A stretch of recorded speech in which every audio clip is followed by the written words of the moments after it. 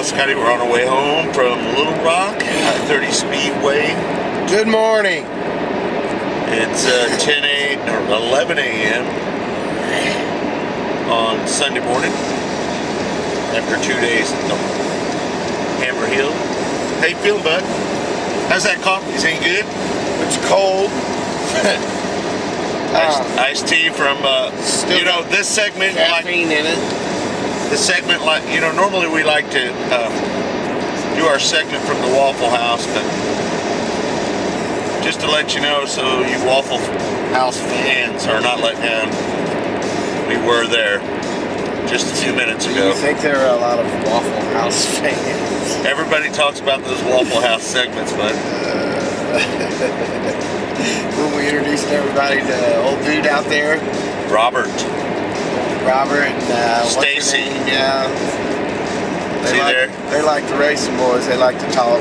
Yeah. All right. So let's kind of assess our weekend down there. First of all, we got down there on Thursday. And you went out and had a couple toddies. How'd you feel? I got drunk. Felt like a sack of smashed assholes yesterday morning or Friday morning. Actually, I didn't feel that bad for about as drunk as we got, but whatever. What was that foo-foo shot you gotta do that every now and again, man. You gotta cut her loose. What was that foo-foo shot you did? And for all of those who think that I carry on like that all the time, I don't do that anymore. I'm getting too old for that shit. He hangs around old dudes. Yeah, old dude rubs off on me. Hey, but you gotta give me credit though. I let my hair grow out Thursday night. You know, I can't let it grow down. It doesn't grow that far. But I let it grow out on Thursday night. Had some shots and some beers. It was good. For sure. And we called a cab and made our way home. So it was good. Yeah. Yeah. Cut her loose for a minute. You know, so let some shit blow away and time to go racing. And saw some pretty good stuff this weekend. Saw the best track we'd seen at Little Rock. Night number 2, which is unusual. Yeah, she went rubber down and whatever, you know, it's been dry down here, I hear, and the track was decent all night until it just went away too early, right in the middle of the A main, about 12 laps in maybe. Yeah. But I mean, I didn't see that coming either. Really. Big kudos to Tracy. After the show was over Friday, they totally revamped it and tilled the hell out of it. And I heard they got down into it like 12, 13 inches. Got deep, turned it over completely, and that track last night was awesome. Lesson learned last night. That's what you got to do to turn that track. It was good. That track last night was why everyone flocks to that place. Yeah. That's the reputation that track was built on, was the type of track what it was last night. You know what reminded me of, Scotty, was when we went there in 2009, my first time there, we had this race that was similar to that, and I'm going to tell you something. Off the chart, favorite track from that point on. And as you said, most people were a little disappointed in Short Track Nationals last year, and maybe a little less satisfied with the Short Track Nationals than Friday night because it took rubber. But I want to say, I did not see that rubber coming. When you would have looked at that track before those B mains, you would have never thought it was going to take rubber before halfway in that A main. There's no way. It was knocked off pretty good, but the thing with that is it's kind of neat. You can always tell immediately when a track takes rubber, and it's always seeming like with the snap of a finger, everybody immediately finds it, just falls in line, and you can really see the cars getting faster. I was talking to Tim Crawley. He said that as much yesterday before the race. I said, man, that thing took rubber quick. And he says, yeah, normally, you know, you can catch the rubber a little bit maybe before a few other guys and get a couple positions before they figure out where the rubber was at. He said it went rubber down and everybody found it like at once on one lap. For sure. That was a little unique.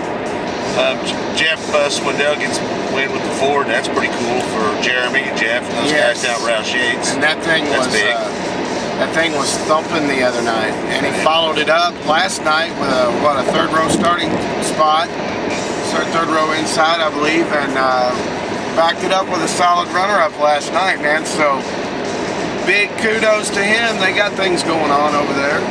Yeah. And the old man got the monkey off his back. So crazy on the way down here how we had a 20-minute conversation about Gary Wright and when and if he was going to turn it around. I was confident that he would be able to get it turned around somehow, some way, but by no means did I think, or do I think anyone else thought, that he'd come out of the box in his own operation and do what he did. No, you know, I wouldn't have thought it either. I'm with you on that, but I will tell you, after his deal with Donnie Cooper, whatever it was, and I don't know what it was. He explained to me yesterday what it was. Did he? What did he say? Well, like I told you, a matter of they tried to combine a combination of two different things. His shock package with that J&J chassis. Yep, and it did not jive. And after night number 1 at Devil's Bowl, they totally revamped the car and did everything different and made it worse than what it was already. Yeah. Followed up by a blown motor, their first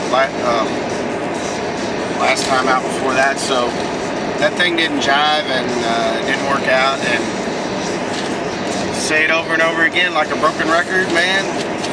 The mojo and people's mindsets, you know, when you're in a funk, you can't hit your ass, and when you start feeling better about yourself, you feel like you can conquer the world, and proof in the pudding. I mean, that's probably a stressful situation on Gary Wright, going over a year, 50 races, not winning a race. The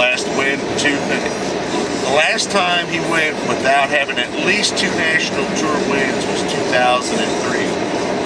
His last win was 2009 prelim night at Devil's Bowl at the Fall Nationals. So you know he feels like a 2-ton gorilla jumped off of his shoulders. Oh, you know it. What can you say? No smart-ass answers last night. No, he's always short on words, though. That's good. But he needed it. Truthfully, he's such a marquee name in our series and the all-time winningest driver that we need Gary Wright to win. Oh, you need him keep back. The fans coming. Yeah. You know what I mean? He's an all-time great when it comes to ASCS. So let alone ASCS, all-time great sprint car drivers. There's no way you can keep him out of any of those categories with the numbers that he's racked up. I'm just going by being the king of ASCS. That's what he is. I mean, there's some guys that someday might end up dethroning him, Jason Johnson being one of them, because I think Jason's going to stick around for a long time in ASCS myself. And he might be a guy that can make a run at that. Boy, I tell you, that guy, man, it never ceases to amaze me. Night in and night out, man. I mean, I'm just telling you, whether they come out of the box and draw a good number and end up on the pole, or whether they got to come through a B, man. He's there. That guy is right there, and he reminds me of a banshee. He has the unique ability to take another groove and make it work when nobody else is running it. That's what makes him better than anybody right now, besides maybe Shane Stewart. Shane Stewart and Jason Johnson, but I'm going to give a little bit of an edge to Jason on being able to run through the field.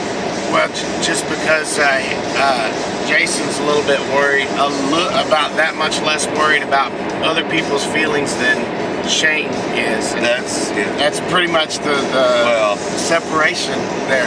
That's a polite way of saying he isn't afraid to feed you a dirty.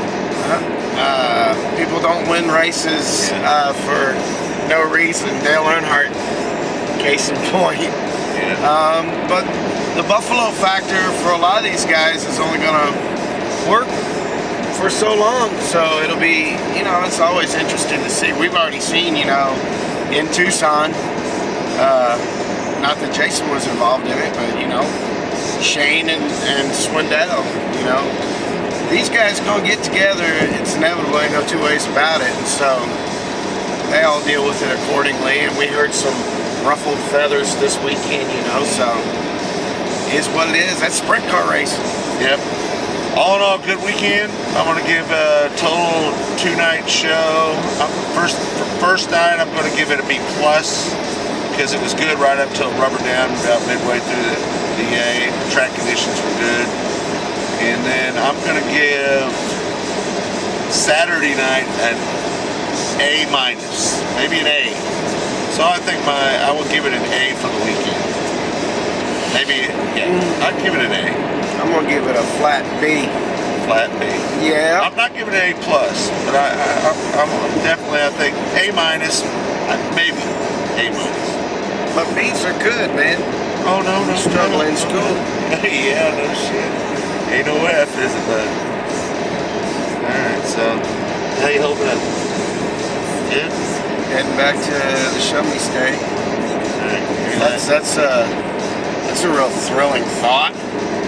No, we got shit to do. Yeah, we're going to a doorbang. I don't know that I'm going to a doorbanger race, but you're planning on going to a doorbanger race when we get back here in a few hours. Yep, Racing Boys doing USMTS stuff. Oh, hey, by the way, John Lee, we're thinking of you, buddy. I know we got hit by a car up at Central Missouri Speedway, the USMTS race last night. High Flying Photos. Check them out, highflyingphotos.com. John Lee, good friend of the Racing Boys. I don't think it's real serious. Foot injury. I hope it's not too bad. So we're thinking of you, buddy, and gotta watch out for those door bangers, man. They'll run over you. Huh? Any of them will, man. You gotta have eyes in the back of your head and a little bit of pit savvy. Not to say that John doesn't, because he's got plenty of it, but it just goes to show you, man. Heads up. Always, a lot of people that see this roam the pits. Always keep eyes in the back of your head. If you're walking, look around down pit lane and you see an empty pit stall, that means pretty soon a car's going to be coming in there, so look over your shoulder. There's our... Always look both ways when you cross the road in the pits, dude. There's our Racing Boys safety tip of the day, brought to you by Waffle House of Little Rock. Oh boy. See you guys later. Peace out.